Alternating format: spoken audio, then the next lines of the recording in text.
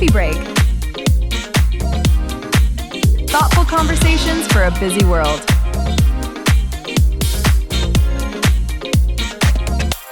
Let's begin. Welcome back to the Deep Dive. I am so glad you're here with us today because we are tackling something that I know, is going to resonate with a huge portion of our listeners. It's a feeling that is so pervasive, yet so incredibly hard to pin down. You know those days where you just feel completely wiped out? Oh, yeah. I'm talking bone deep, exhausted, like you've just run a triathlon in wet sand. But then when you actually look at your calendar or your to-do list for the day, it doesn't make any sense. Right. It's that complete disconnect. You look at the schedule and you say, wait a minute. I only had 2 meetings today. I answered a handful of emails. I went to the grocery store to buy milk. Why do I feel like I just ran a marathon while trying to solve a complex calculus equation in my head? Exactly. It's the paradox of exhaustion. You're drained, you're foggy, you just want to lie face down on the carpet. Yeah. But your life on paper isn't chaotic. It's not the physical workload that's crushing you. You haven't been digging coal. You haven't been moving furniture. And that disconnect, that gap between what you did and how you feel is exactly where our source material comes in today. It is the mystery of the empty calendar. The mystery of the empty calendar. I love that. And to solve this mystery, we're looking at a really fascinating concept from a piece titled Relinquishing the Weight of Others. Specifically, we are zooming in on a section that I have to tell you, it hit me like a ton of bricks. It's titled, You're Carrying Stuff That Isn't Yours. It's such a powerful phrase, isn't it? Stuff that isn't yours. It sounds deceptively simple, almost like a mistake you'd make at a restaurant. Right, like, oh, pardon me, I think I grabbed your umbrella. Exactly.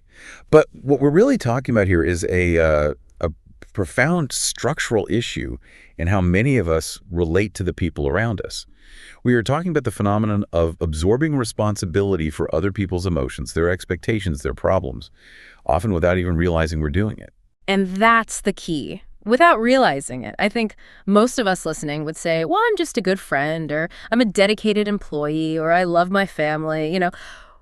We wrap this behavior in really positive labels. Of course. But the source suggests that we have unknowingly become default problem solvers. So our mission today is to unpack this backpack. We want to explain why so many adults fall into this trap, how to distinguish between actually being supportive versus just being an emotional sponge, and most importantly, provide a roadmap for how to put that heavy weight down. And I really want to frame this right from the start because I know how our listeners think. If you are listening to this and nodding your head, feeling that heavy weight in your chest, please hear this. This is not a personal failure. That's so important. It is. You aren't doing it wrong. In fact, this is usually a sign of high empathy and, frankly, high competence. People who care deeply and people who are good at fixing things are the ones most prone to this. Yeah. But it's a structural trap, and today we're going to dismantle it. I love that framing. It's not a flaw, it's a trap. So let's get into it. Section 1 of our deep dive is what we're calling the invisible backpack. The source uses this central metaphor of carrying stuff that isn't yours. Let's break that down. What exactly is this stuff? Well, when we think of carrying things, we usually think of tasks. Right. Physical objects or logistical duties. I'm carrying the groceries up the stairs. Sure. I'm carrying the project management duties for the Q3 report. I'm carrying the kids to soccer practice. That's physical or logistical labor. You can measure that. You can put it on a timesheet. You know when you picked it up and you know when you put it down. Right. There is a clear beginning and end. I drop the kids off. I'm done driving. I finish the report. I hit send. It's finite. Precisely. But the stuff this source is referring to is invisible. It is boundless. It is the emotional weight of outcomes that belong to other people. Outcomes that belong to others. That's a sticky phrase. Can you give me a concrete example of that? Because I feel like I care about other people's outcomes all the time. If my wife has a big presentation, I care about how it goes. Is that what we're talking about? Is that carrying? That's a great question. Let's look at the nuance there.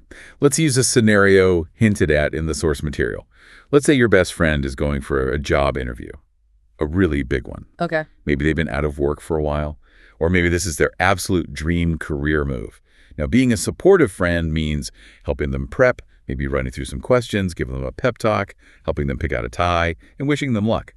That's your role. That is support. Okay, that sounds like standard friendship. I do that. That feels good. That is friendship. But carrying the outcome means that you are the one physically anxious for them. You are the one waking up at 3 in the morning, wondering if they remembered to update their resume with that one specific bullet point you talked about. You are the one refreshing your email every 5 minutes, waiting for them to text you the news. Oh, man. You are rehearsing scenarios in your head of how you'll comfort them if they don't get it, or how you'll celebrate if they do. You have taken the emotional stakes of that interview, which belong entirely to your friend, and loaded them into your own backpack. Oof. I feel seen. It's like their nervousness becomes my nervousness. I'm sweating even though I'm not the one in the interview chair. I'm pacing the floor. Precisely. And the source points out that this is actually heavier than physical labor.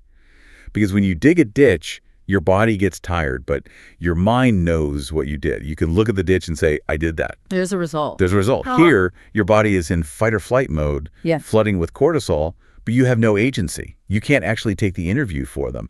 So you're just revving your engine in neutral, burning fuel and going nowhere. That engine revving idea really connects to the symptom checklist the source provides. We have a list here to help listeners identify if they're carrying this invisible weight.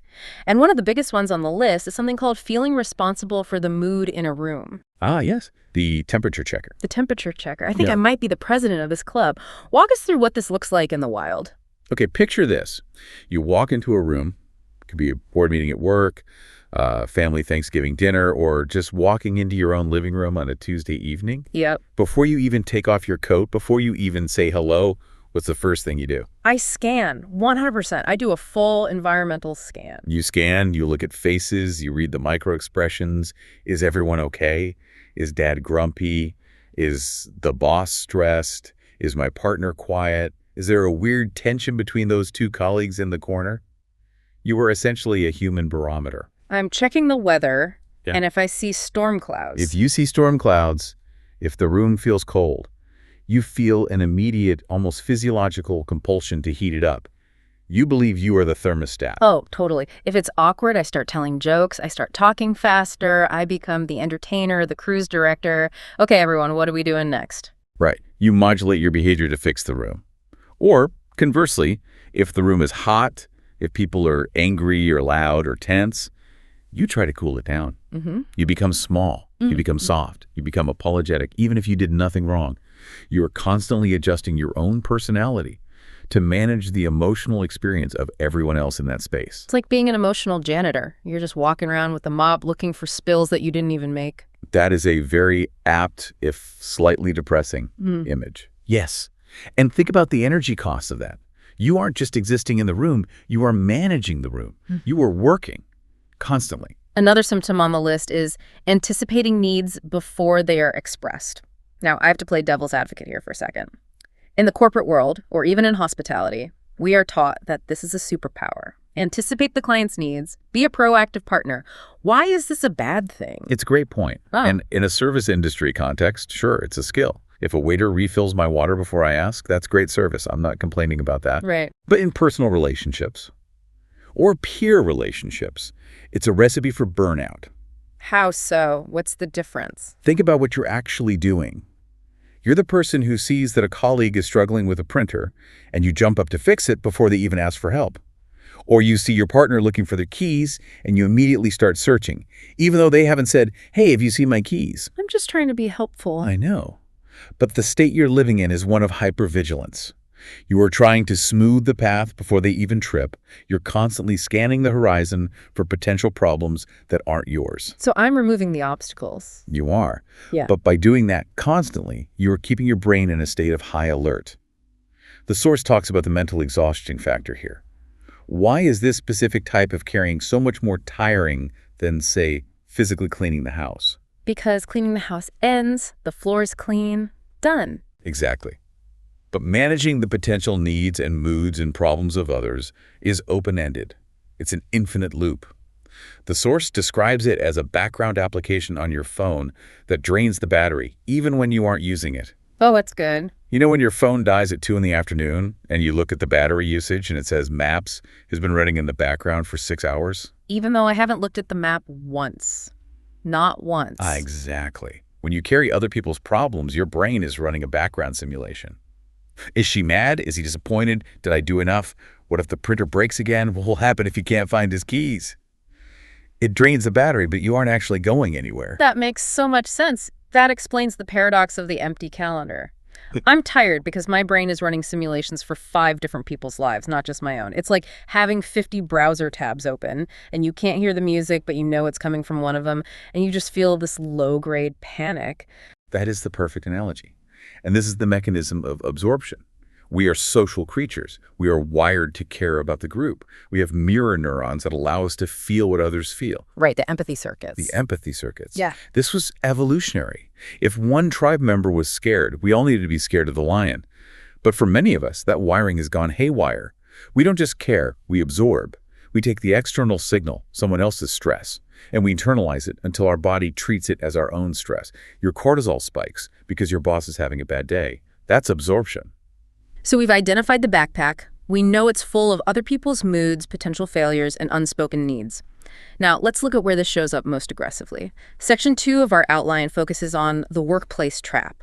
The source calls this the default problem solver identity. This is huge in professional settings. Yeah. And as I mentioned earlier, it usually happens to the most competent people. Yeah. If you are good at your job and you are reliable, you are at risk. Of course. If you're good at your job, you get more work. That's the reward for good work, more work.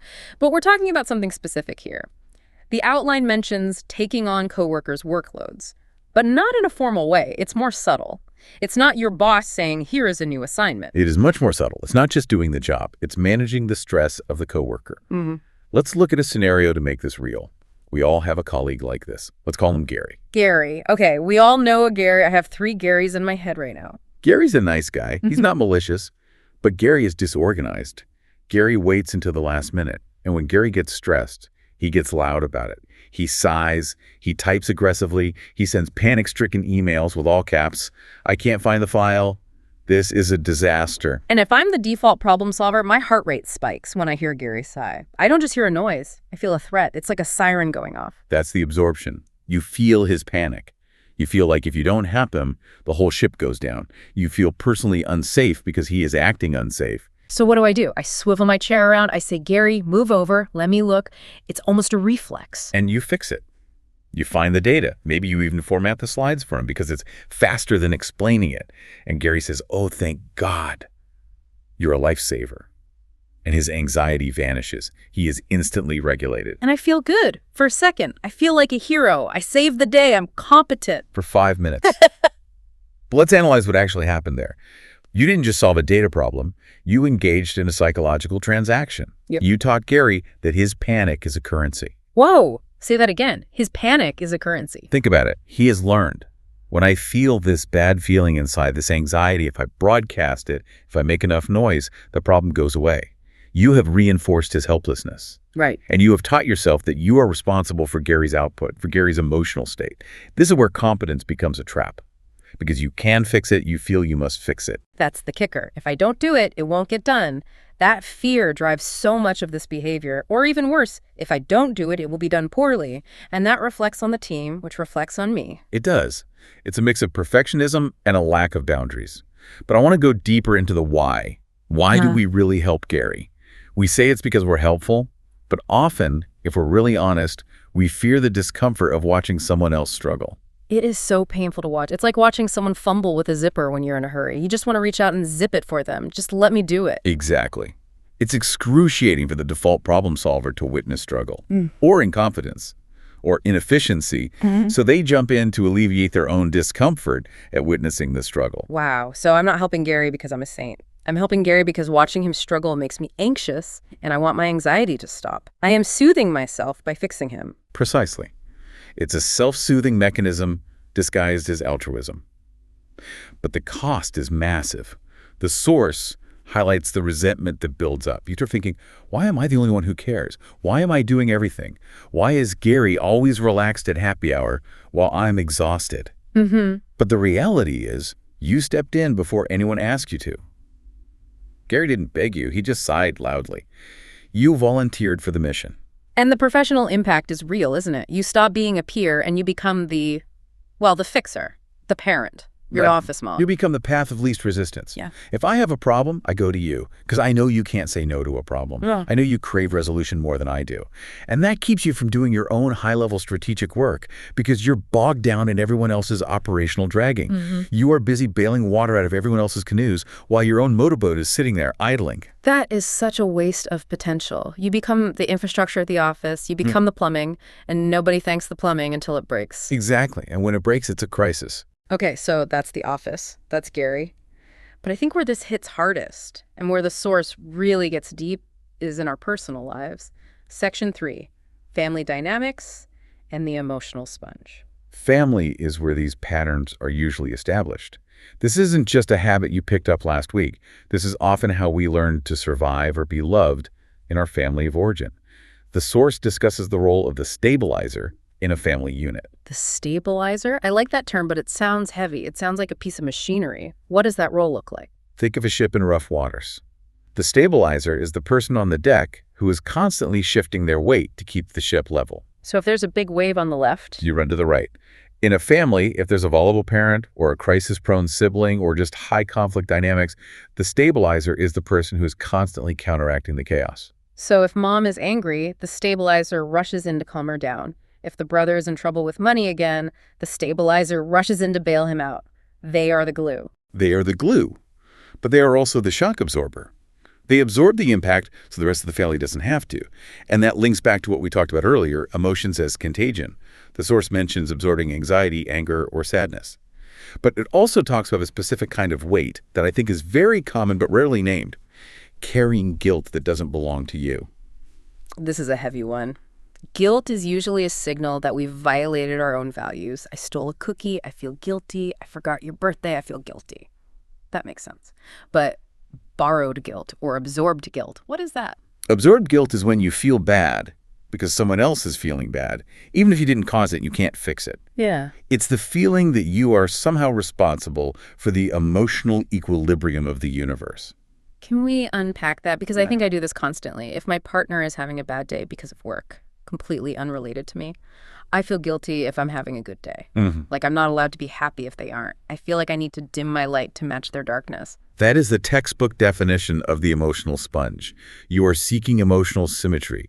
You feel that it's a betrayal of loyalty to be in a different emotional state than your loved one. You think, if I love you, I must suffer with you. I will climb into the pit with you. Yes, but the source argues we need to differentiate between feeling for someone, which is empathy, and caring for someone, which is responsibility. Okay, draw that line for me. What does that look like in practice? Because I want to be empathetic. I don't want to be a cold fish who ignores their partner's pain. Of course not. Empathy is, I see you are in pain, and I am here with you. That looks really hard. I'm so sorry you're going through that. You are witnessing their experience. You are present. You are sitting on the bench next to them while they cry. Okay, sitting on the bench, I can do that. That sounds manageable. Carrying is different. Carrying is, you are in pain, and I need to fix it. I need to change your mood. I need to offer solutions. I need to be sad too so you aren't alone. I need to manage the fallout of your sadness. Carrying is trying to put them on your back and run the race for them. So empathy is, I'm with you, but carrying is, I am you. Beautiful analogy. Yes. Empathy supports connection. Carrying creates dependency and exhaustion. And the source calls this the adulting trap. We assume that being a good adult, a good partner, or a good child means ensuring everyone else is comfortable and happy at all times. Yeah. We confuse peacekeeping with emotional responsibility. It's so true. We think if I love them, I shouldn't let them suffer. But sometimes struggle is necessary, right? Like if I'm always fixing my kids' problems or my partner's problems, I'm getting in the way of their life. Struggle is how we grow. It is how we build resilience. If you constantly stabilize the ship, the other sailors never learn how to find their sea legs. If you constantly fix the mood, your family members never learn how to self-regulate. They rely on you to regulate them. Wow. You're actually robbing them of their own emotional autonomy by carrying it all for them. That is a lot to process. We are robbing them of autonomy. That completely flips the script. I thought I was being helpful, but I might be stunting their growth. Yeah. I'm an enabler of helplessness. It's a hard truth to sit with, but yes, in many cases. And that brings us to the crucial distinction in Section 4, supportive versus drained. Because we aren't saying don't care about people. We aren't saying be a cold-hearted robot who ignores their crying spouse. Right, we don't want to turn into selfish jerks. That's the fear. So how do we tell the difference? The source gives us a key indicator, and it's all about energy levels. The pivot point is energy direction. Support is active. It's a choice you make. You decide, I am going to bring them soup. I'm going to listen for 20 minutes. That is an act of service. It might be tiring, like a workout is tiring, but it doesn't leave you feeling hollowed out or resentful. You feel solid. Okay. Active giving. I'm choosing to expend this energy. Draining is passive absorption. It feels like something is being taken from you rather than something you are giving. It feels like a leak in your tank. You aren't choosing it. It's just happening to you. I love that. Giving versus leaking, that is such a clear distinction. And there's a test the source suggests, which I think is brilliant. It's called the outcome test. I think this is the most actionable tool in the whole reading for people listening right now. The outcome test, how does it work? You ask yourself a simple question. If this problem is solved, who feels the relief? Okay. If this problem is solved, who feels the most relief? If the answer is, I feel more relief than the person whose problem it was, then you are carrying it. Whoa. Okay, let me run a scenario through that filter. My friend, let's call her Sarah, is fighting with her landlord. She's kind of passive about it. I get fired up. I spend 3 hours looking up tenant laws for her. I write a script for her to read. She finally calls, gets the issue resolved. If I feel like, thank God, I can finally sleep, the monster is slain, and Sarah just like, cool, thanks, want to get tacos? You were carrying it. I was totally carrying it. Exactly. Yeah. You were more invested in the resolution than she was. That is the red flag. If you care more about the solution than the person experiencing the problem, you have crossed the line from support to absorption. You wanted the problem gone for your sake, not just hers. That is such a clear metric because real support should be, I'm glad for you, not I'm saved. Correct. Real support leaves the ownership with the owner. You are a consultant, not the CEO of their life. A consultant gives advice, offers strategies, maybe even does a little work, but the CEO owns the P&L statement. The CEO owns the risk and the reward. Consultant, not CEO. That is going to be my mantra. But let's be real, house expert banter time. What does this look like in the wild? What are the signs before you even get to the outcome? How do I know I'm slipping into CEO mode in the moment? I'd say the inability to relax until everyone else is relaxed. That's the big one. You're watching a movie with your family, but you're side-eyeing your partner to see if they're laughing at the jokes. If they aren't laughing, you can't enjoy the movie. Oh, I do that. Or you're at a party, and you can't have a real conversation because you're tracking your friend across the room to make sure they aren't looking awkward or bored. Yeah. You are constantly monitoring the vibe. It's exhausting just hearing you describe it. It's hypervigilance. You're like a Secret Service agent for emotions. I've got a boredom threat at the dip station. I repeat, boredom threat. It is. And the tragedy is that it blocks real intimacy because you aren't actually present with the person. You are managing them. You are managing an asset, not connecting with a human being. You can't be vulnerable if you're busy being the stabilizer. Okay, so we know what it is. We know why we do it. We know it's draining us and maybe even hurting the people we think we're helping by keeping them dependent. So now, the million-dollar question, section 5. Practical ways to relinquish the weight. The source gives us a methodology called return to sender. Return to sender. It's a great visual. You walk out to your porch, you find a package. It's heavy, it's leaking something weird. You check the label, it's not your name on it. Most of us open it anyway. We say, well, it's here, I might as well deal with it. We are problem solvers. Right. We try to assemble the strange, wobbly furniture inside. But the methodology says, don't open it, put it back in the mail. But how do we do that emotionally? Because I can't just put a sticker on my husband's bad mood and leave it on the curb. The source lists 3 steps. Step 1 is identification. The is this mine audit. This is a habit you have to build. It's mindfulness in action. When you feel that spike of stress, the tightness in the chest, the racing thoughts, the sudden urge to fix, you have to hit pause. You have to ask 3 questions. Okay, what's question 1? Question 1, did I create this problem? Simple enough. Usually the answer is no. Unless you spilled the milk, you didn't create the problem. Yeah. You didn't create Gary's disorganization. You didn't create your friend's toxic relationship. Okay, question 2. Question 2, can I actually solve this problem? And be honest. Not can I worry about it, not can I throw myself at it, but do I have the agency to single-handedly solve it? And usually with other people's emotions or complex life situations, the answer is no. You cannot reach inside their brain and turn a dial from sad to happy. That's a hard one to admit. And question 3. Is this my consequence to bear? Oh, that's good. If the project fails, who gets fired? If the partner stays in the bad job, who goes to work every day? If it's not you, then the consequence isn't yours. So if the answer to these is no, no, and no, then the package isn't yours. You have identified it as foreign cargo. Exactly. You have identified it. Now comes the hard part. Step 2, the pause. The source puts a lot of emphasis on this. Why is pausing so hard? It sounds so simple. This is the hardest part for the default problem solvers. The pause is breaking the habit of immediate fixing. It means sitting with the discomfort of someone else having a problem and doing nothing. So Gary sighs his big dramatic sigh, and instead of saying, send me the file, I'll fix it, I just let him sigh. I just sit there in the silence. You let him sigh. You take a sip of coffee. You recognize that his sigh is his regulation mechanism, not a call to arms for you. You have to tolerate the gap. We hate the gap. We want to fill it with solutions and action. It feels so unproductive. But in that gap, Gary might actually figure it out himself. Or he might ask for help, in which case you can make a conscious choice about if and how you want to help rather than reacting compulsively. That silence feels dangerous, though. It feels like I'm being cold. It feels like I'm abandoning him in the trenches. It feels dangerous because you've trained yourself that silence equals negligence. You've wired your brain to believe that love or helpfulness equals immediate intervention. But silence is actually space. It's space for the other person to step up. It is an invitation for them to be competent. Which brings us to step 3, verbalizing boundaries without jargon, because we don't want to sound like a therapy textbook. We don't want to say, Gary, I am holding space for your emotional autonomy right now. Please don't say that to Gary. He will throw a stapler at you. He would absolutely hate that. So what do we say? The source suggests some phrases that sound like a normal human. Simple, direct, and empowering. The best one is, I trust you to handle this. I trust you to handle this. Oh, that is Jedi level. It's a compliment, but it's also a boundary. It pushes the ball back into their court without being aggressive. Exactly. It says, I believe you are competent.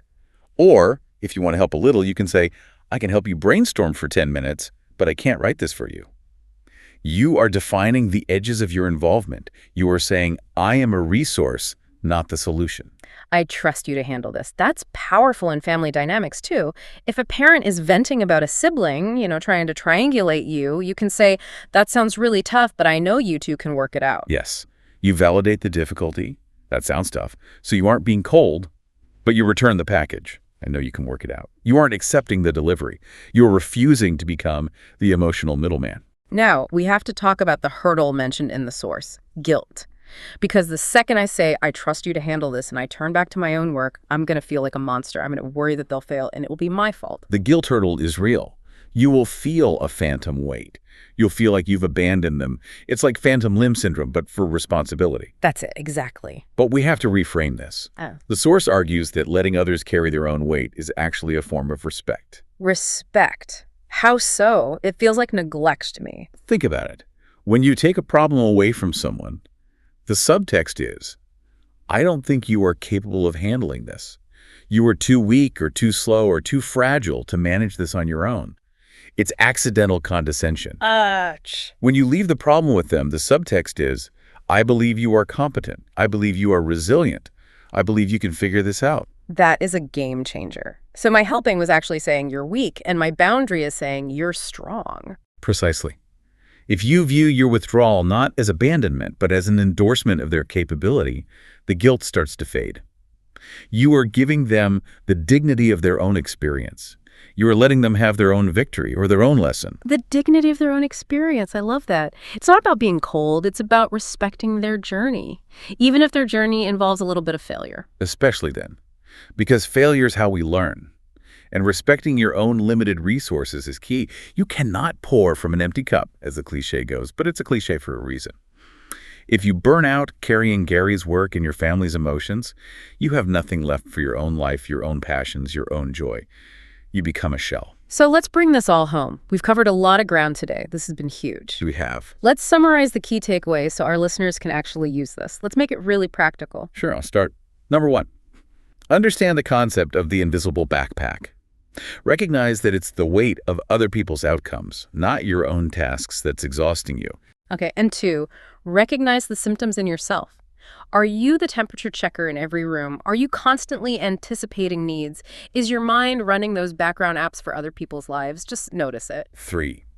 Spot the traps.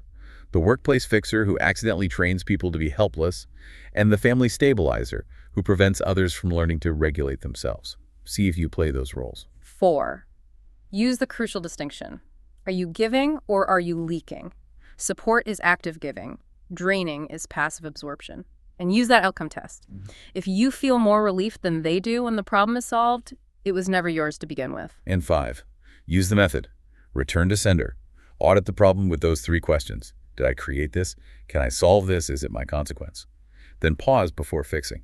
Just sit in the discomfort and use empowering language like, I trust you to handle this. And remember, it's not abandonment, it's respect. That's the roadmap. It's simple, but it's not easy. It takes practice. It takes rewiring years and years of habit. It definitely takes practice, but the payoff is getting your energy back. It's monumental. And getting your life back.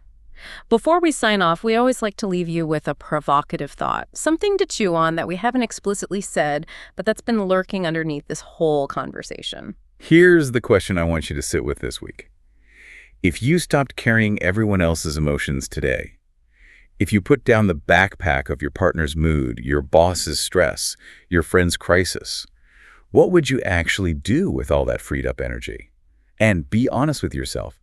Does the prospect of that freedom scare you more than the exhaustion? Ooh, that's a deep one. Because sometimes being busy with other people's problems is a great way to avoid our own dreams, isn't it?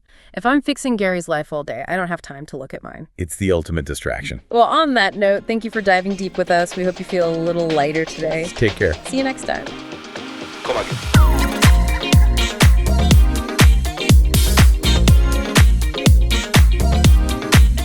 Thanks for spending this time with us on Coffee Break. If this conversation stayed with you, you can find more episodes here on the channel. Until next time, take care.